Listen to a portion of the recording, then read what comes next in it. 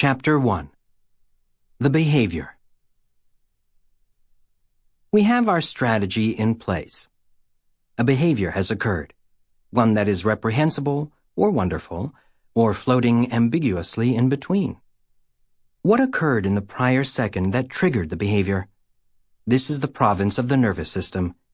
What occurred in the prior seconds to minutes that triggered the nervous system to produce that behavior? This is the world of sensory stimuli, much of it sensed unconsciously. What occurred in the prior hours to days to change the sensitivity of the nervous system to such stimuli? Acute actions of hormones, and so on, all the way back to the evolutionary pressures played out over the prior millions of years that started the ball rolling. So we're set. Except that when approaching this big sprawling mess of a subject, it is kind of incumbent upon you to first define your terms, which is an unwelcome prospect.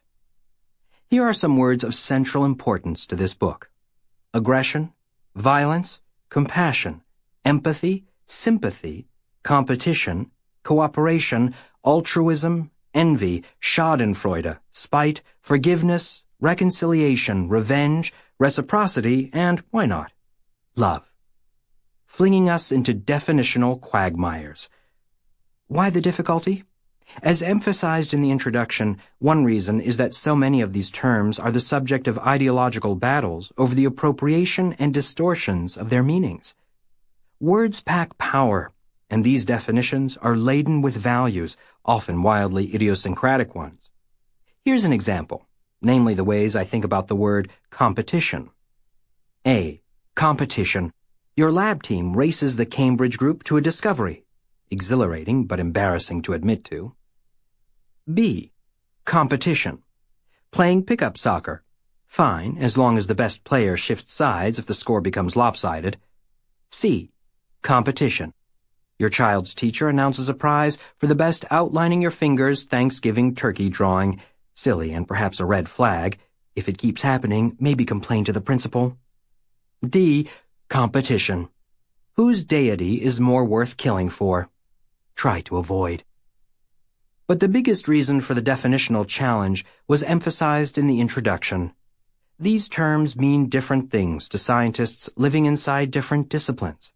Is aggression about thought, emotion, or something done with muscles?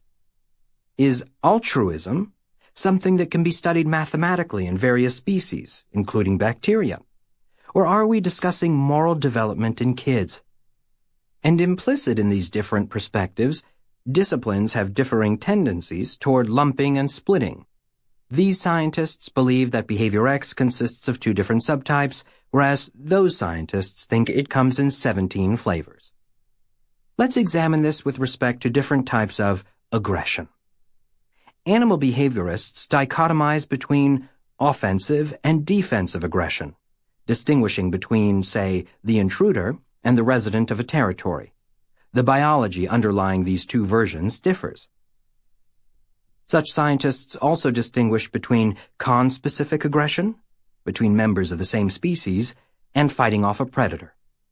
Meanwhile, criminologists distinguish between impulsive and premeditated aggression. Anthropologists care about differing levels of organization underlying aggression, distinguishing among warfare, clan vendettas, and homicide.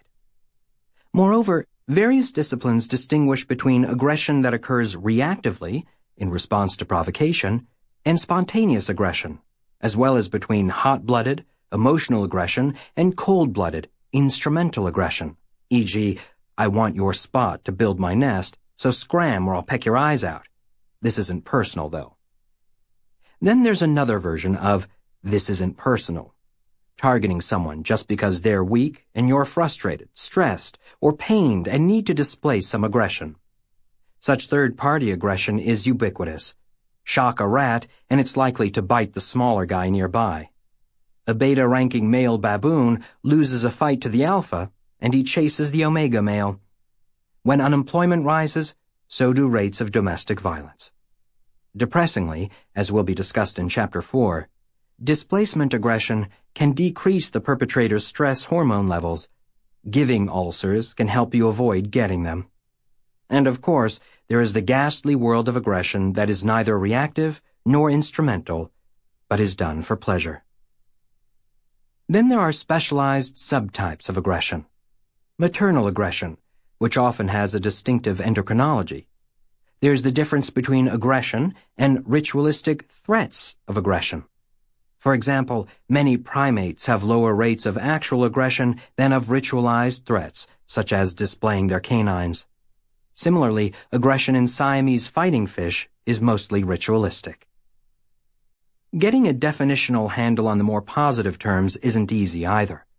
There's empathy versus sympathy, reconciliation versus forgiveness, and altruism versus pathological altruism. For a psychologist, the last term might describe the empathic codependency of enabling a partner's drug use. For a neuroscientist, it describes a consequence of a type of damage to the frontal cortex. In economic games of shifting strategies, individuals with such damage fail to switch to less altruistic play when being repeatedly stabbed in the back by the other player, despite being able to verbalize the other player's strategy. When it comes to the more positive behaviors, the most pervasive issue is one that ultimately transcends semantics. Does pure altruism actually exist? Can you ever separate doing good from the expectation of reciprocity, public acclaim, self-esteem, or the promise of paradise?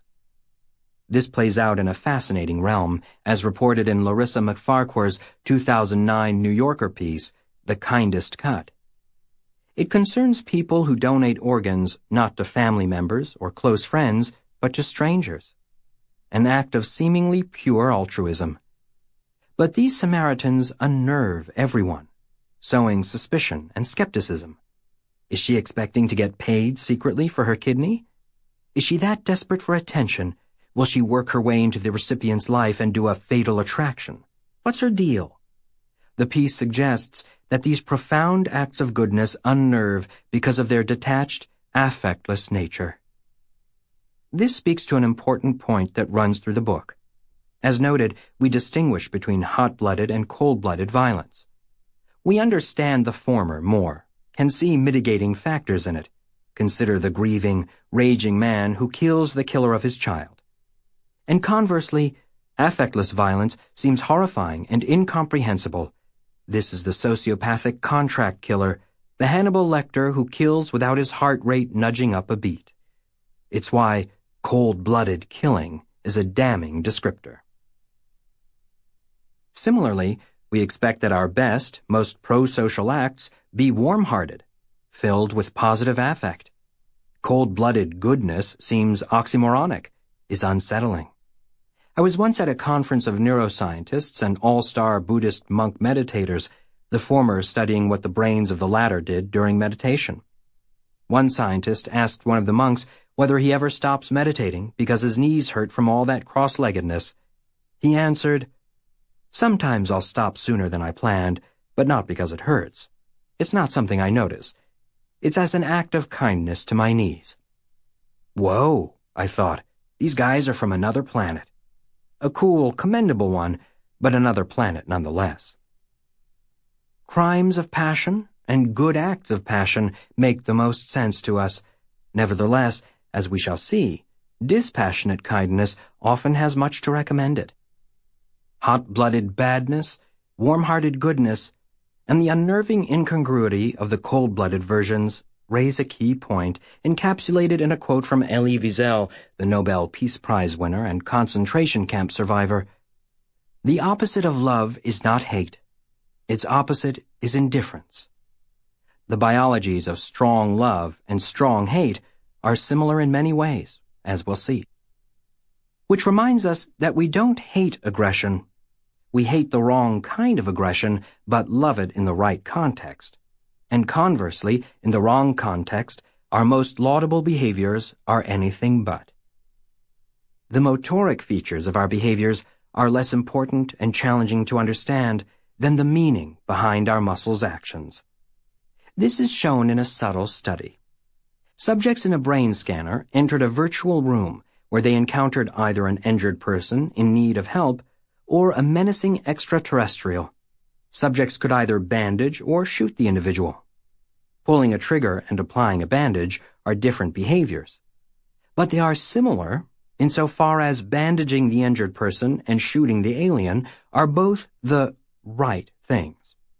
And contemplating those two different versions of doing the right thing activated the same circuitry in the most context-savvy part of the brain, the prefrontal cortex.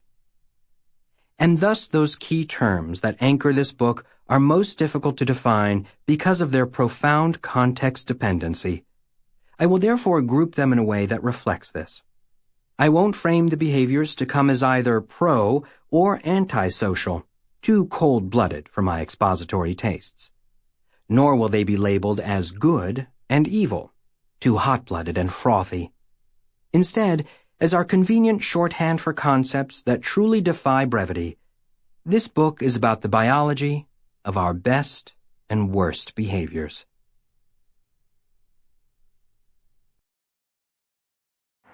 Please do not forget to like, share, and subscribe. Thank you.